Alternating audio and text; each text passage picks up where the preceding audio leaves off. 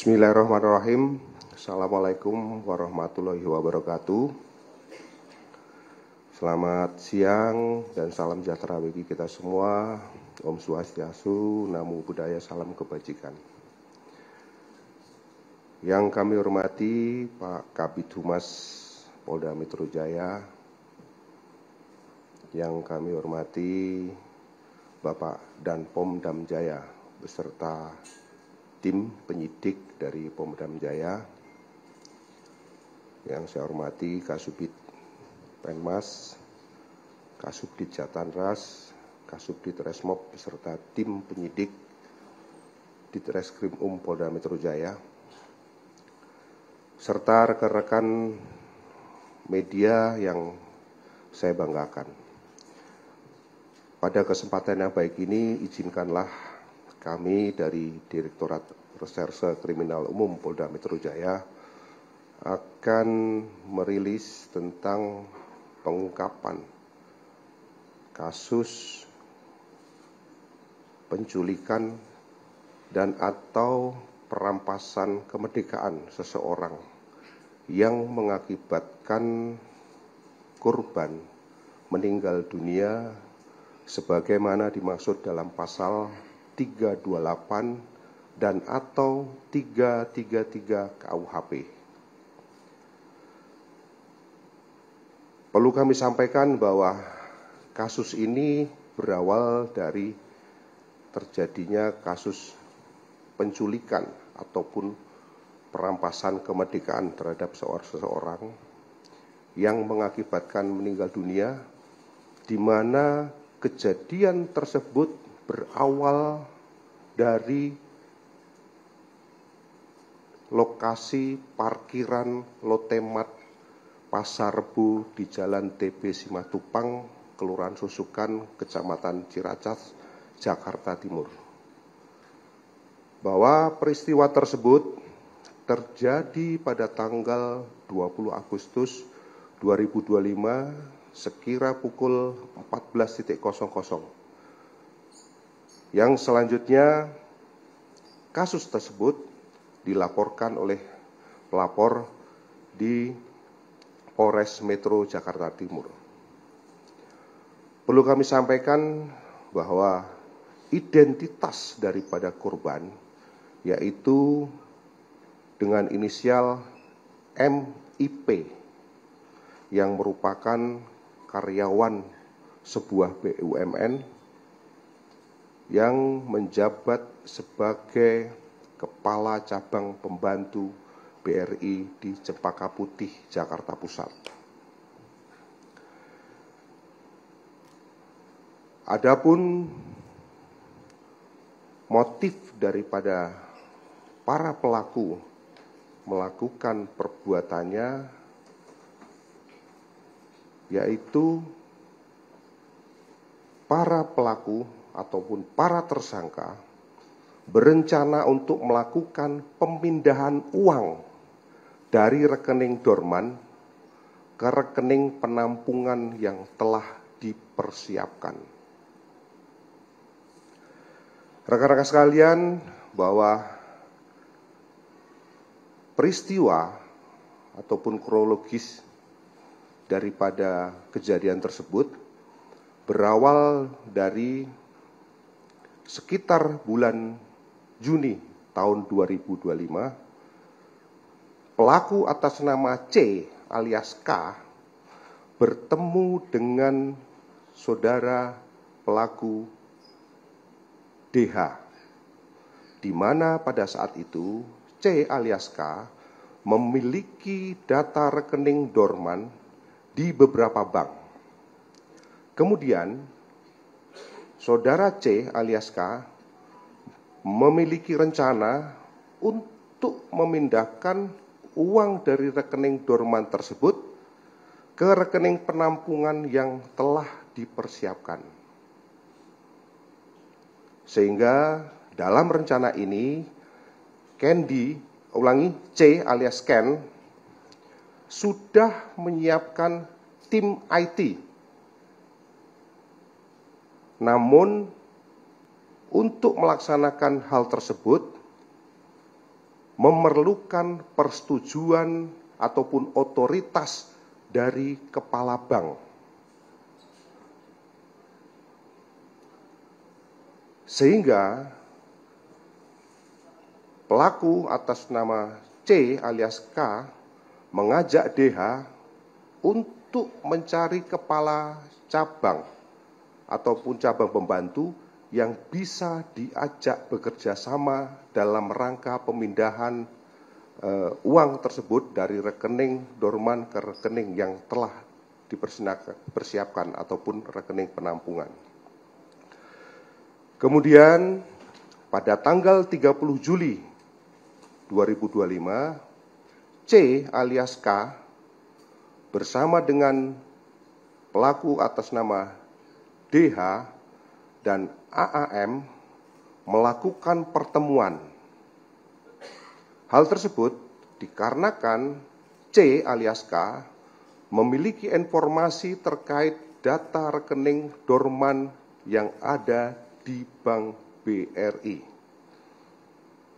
Kemudian C alias K menyampaikan karena upaya-upaya sebelumnya untuk mendekati kepala cabang tidak pernah berhasil, maka pekerjaan pergeseran dana tersebut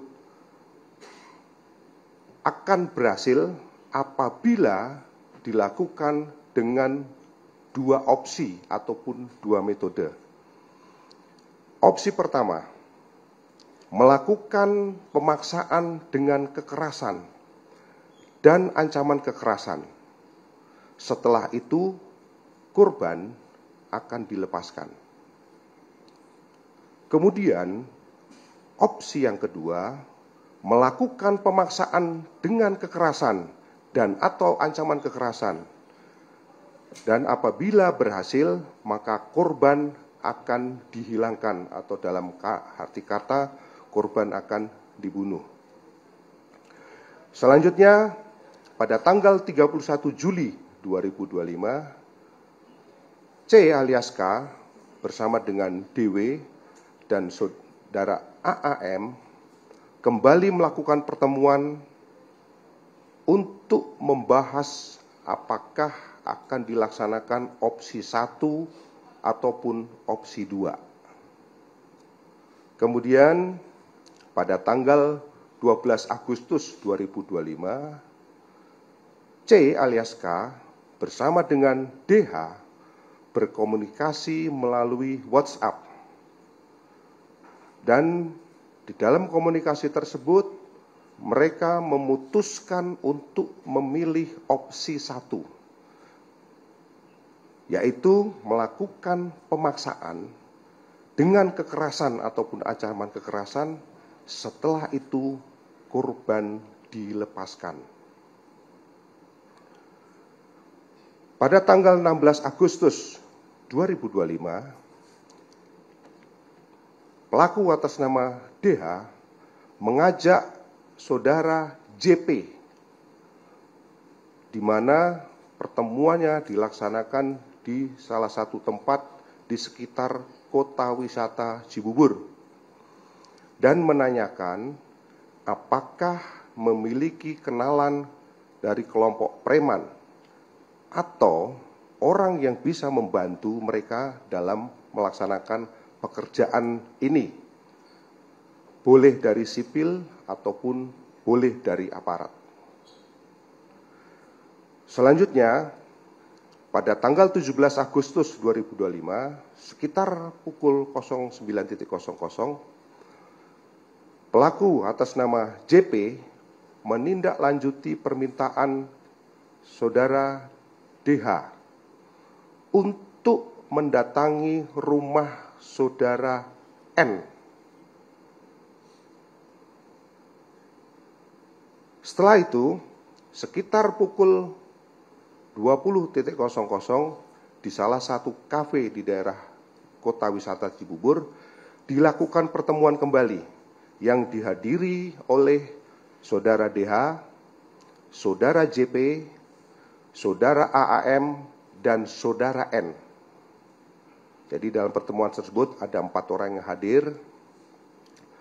dengan tujuan untuk membahas terkait persiapan untuk dilakukan penculikan terhadap korban.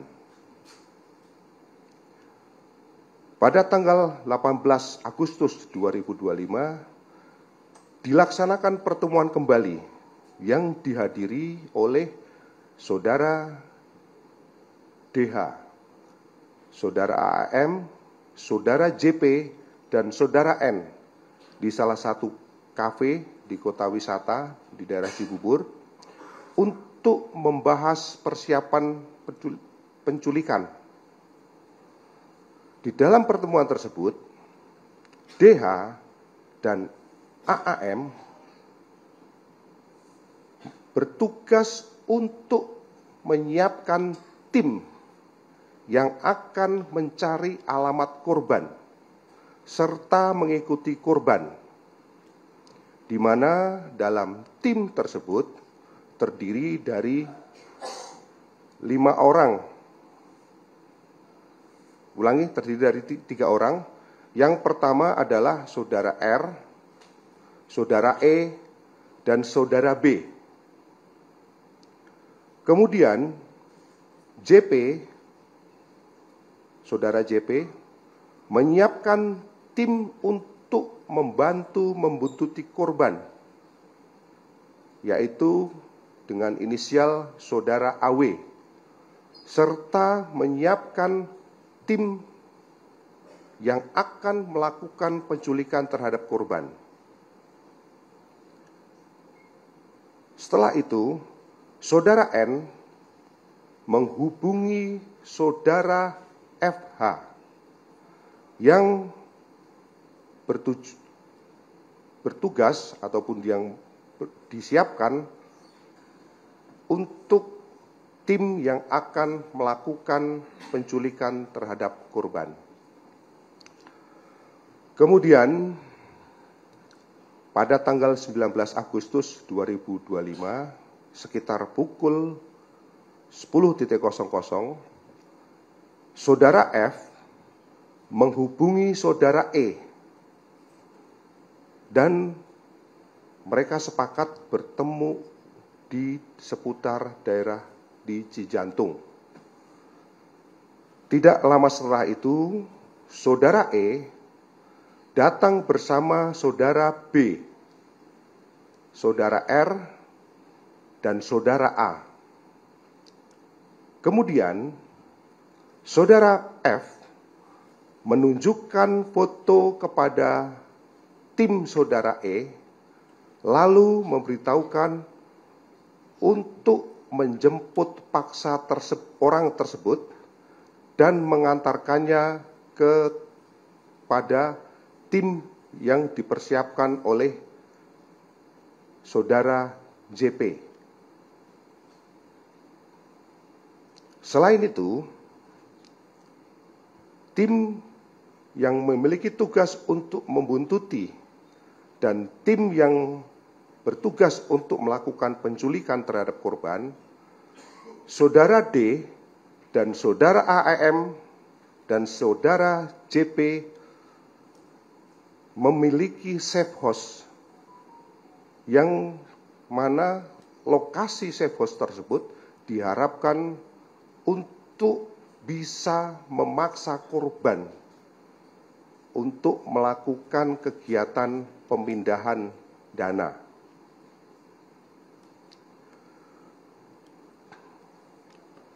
Rekan-rekan sekalian, selanjutnya pada tanggal 20 Agustus 2025, setelah dilakukan serangkaian kegiatan pembuntutan terhadap korban,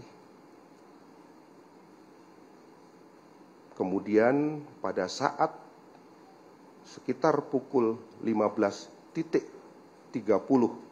waktu Indonesia bagian Barat, di parkiran Lotemat Pasar Rebo, Jakarta Timur, korban berhasil diculik oleh tim yang berisi pelaku Saudara E, Saudara R, Saudara B, saudara R dan saudara A, di mana di dalam penculikan tersebut kelima orang pelaku menggunakan kendaraan Avanza warna putih. Ini yang terekam di CCTV, rekan-rekan sekalian. Dan selanjutnya, setelah berhasil melakukan penculikan, dibawa pergi untuk diserah terimakan kepada tim lain, yaitu tim yang berisi pelaku JP, pelaku N, pelaku atas nama U, dan pelaku D. Di mana di dalam serah terima tersebut, korban yang tadinya di Avanza warna putih digeser ke mobil Fortuner warna hitam, tepatnya di wilayah Kemayoran, Jakarta Pusat, sekitar pukul 21.00. Selanjutnya, dari pukul 21.00, setelah korban berada di penguasaan tim saudara JP, N, U, dan D untuk menunggu tim penjemput yang dipersiapkan oleh saudara C alias K, yang rencananya akan dibawa ke safe house yang telah disiapkan. Karena tim penjemput tidak kunjung datang, sedangkan pada saat itu korban kondisi sudah dalam keadaan lemas. Akhirnya korban dibuang di daerah Serang Baru, Cikarang, dalam keadaan kondisi kaki maupun tangan masih terikat dan mulut dalam kondisi terlakban atau dilakban. Selanjutnya pada tanggal 21 Agustus 2025 sekitar pukul 05.30,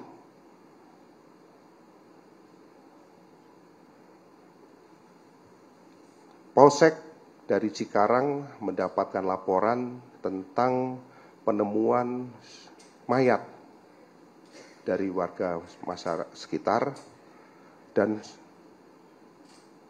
selanjutnya dilakukan penanganan dan olah TKP. Kemudian setelah dilakukan visum, kami sudah mendapatkan hasil sementara daripada visum et repertum, di mana korban meninggal diakibatkan karena kekerasan benda tumpul pada leher yang menekan jalannya nafas dan pembuluh nadi besar, ya, pembuluh nadi besar, sehingga menimbulkan ataupun menyebabkan mati lemas. Namun hasil tersebut masih belum final karena kami masih menunggu hasil pemeriksaan toksikologi. Rekan-rekan sekalian, selanjutnya tim gabungan dari Subdit Resmob dan Jatan Ras setelah melakukan serangkaian penyelidikan dan pendalaman dengan mengumpulkan keterangan saksi-saksi maupun alat bukti yang ada, alhamdulillah akhirnya kami berhasil mengamankan sebanyak 15 orang tersangka, di mana dari 15 tersangka tersebut, kami membagikan menjadi 4 kategori clustering atau 4 kategori atau 4 klaster. Klaster yang pertama yang merupakan otak perencana pelaku penculikan. Ini terdiri daripada 4 orang. Adapun identitasnya adalah C alias K, di mana peran daripada C alias K ini adalah mengatur dan menghadiri pertemuan dengan pelaku DWI. Kemudian yang kedua, menyiapkan rencana dan menyiapkan tim IT untuk perpindahan uang dari rekening dorman ke rekening penampungan. Kemudian peran yang ketiga adalah mencari ataupun yang pelaku C ini memiliki informasi tentang rekening-rekening dorman yang ada di bank. Selanjutnya, pelaku yang kedua adalah pelaku DW. Pelaku DW ini perannya adalah yang pertama menghadiri pertemuan dengan saudara C alias K. Kemudian saudara, ulangi DH ya, bukan DW. Saudara DH menghubungi saudara JP untuk mencari tim penculik. Kemudian yang berikutnya, menyiapkan tim yang bertugas untuk membuntuti korban. Kemudian yang berikutnya lagi, saudara DH yang merencanakan penculikan terhadap korban. Kemudian yang berikutnya lagi, memberikan uang sebesar 60 juta kepada JP untuk operasional daripada penculikan.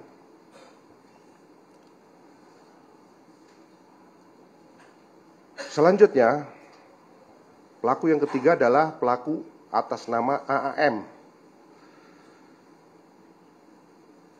Ini berperan untuk menghadiri pertemuan bersama saudara C alias K dan saudara DWI. Ulangi, saudara DH. Kemudian AAM juga merencanakan penculikan terhadap korban dan menyiapkan tim yang bertugas untuk membungkuti korban. Selanjutnya, pelaku yang keempat adalah saudara JP bertugas mempersiapkan tim eksekutor bersama dengan saudara N. Kemudian saudara JP ini juga ikut membuang korban di Cikarang bersama saudara N. Kemudian yang ketiga berperan mengkoordinir dan mengawasi jalannya pembuntutan sampai dengan kegiatan daripada penculikan terhadap korban.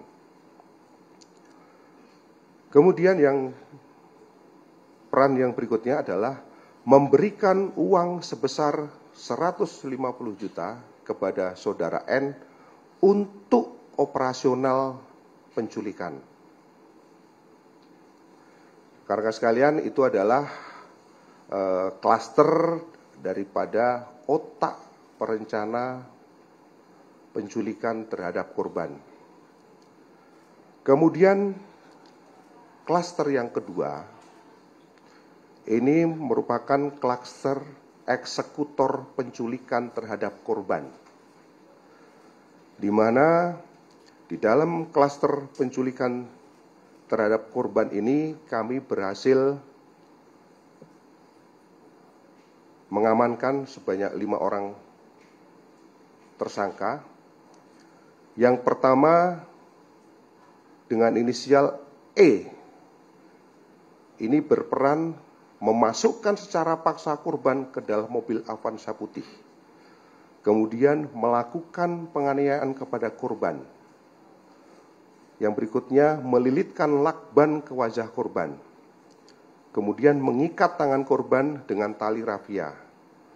Dan pelaku E menerima uang sebesar 45 juta rupiah dari saudara FH untuk operasional penculikan, yang kemudian uang tersebut dibagikan kepada 4 rekannya yang lain, masing-masing dengan besaran 8 juta rupiah.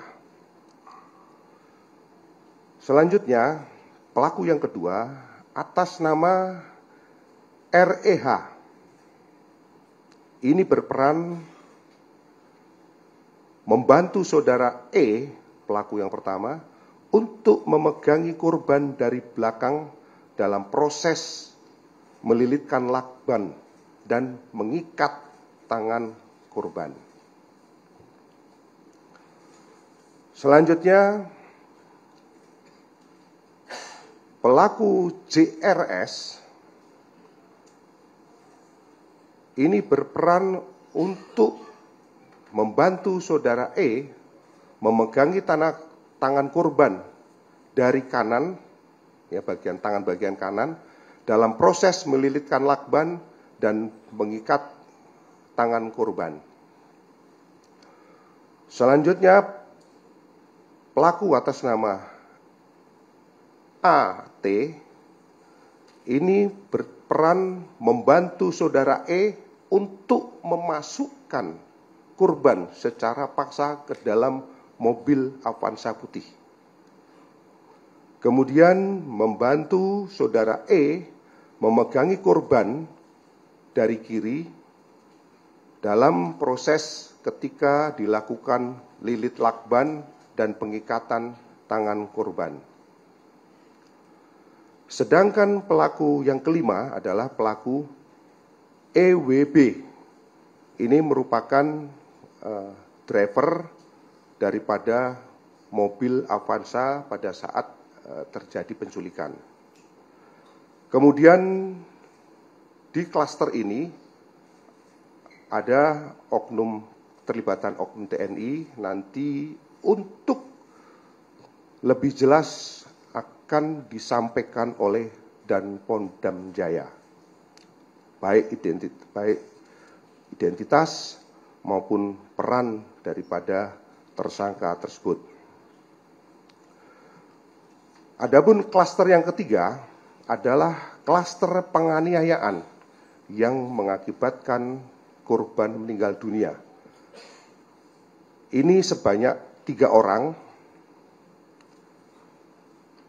Yang pertama adalah saudara JP, yang mana JP ini juga merupakan salah satu otak perencana, tapi juga sekaligus sebagai eksekutor. Karena seperti kita ketahui bersama bahwa JP ini juga berada di dalam mobil Fortuner warna hitam, yang mana korban ketika dipindahkan setelah diculik itu dipindahkan dari Avanza putih ke Fortuner hitam. Adapun peran saudara JP yaitu menginjak kaki korban pada saat di dalam mobil Fortuner dan membuang korban bersama saudara N.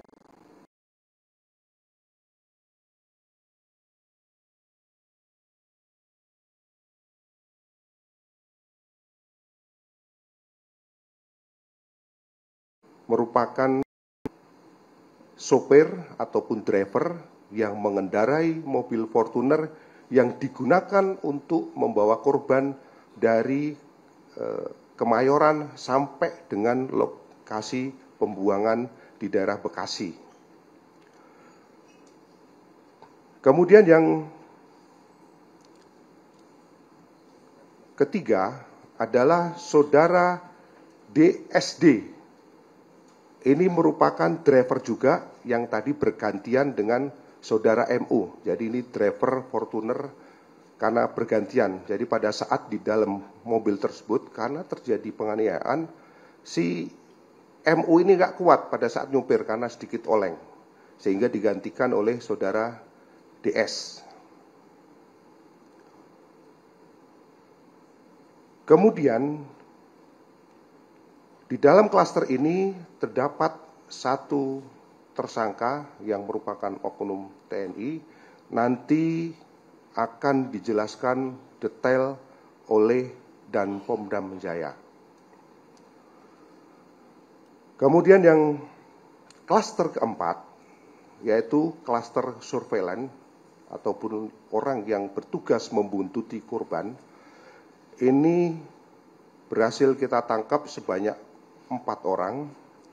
Yang pertama adalah saudara AW, kemudian yang kedua adalah saudara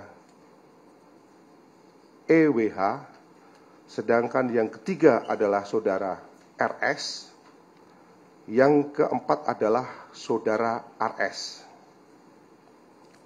Rekan-rekan sekalian, dari kasus tersebut masih ada 1 orang yang belum tertangkap dan kami tetapkan sebagai DPO. Ini dengan inisial EG. Ini perannya adalah sebagai tim yang masuk dalam kategori klaster 4, yang dimana ikut membuntuti korban. Ini adalah DPO-nya, mungkin nanti silakan nanti bisa di zoom. Tersangka atas nama EG.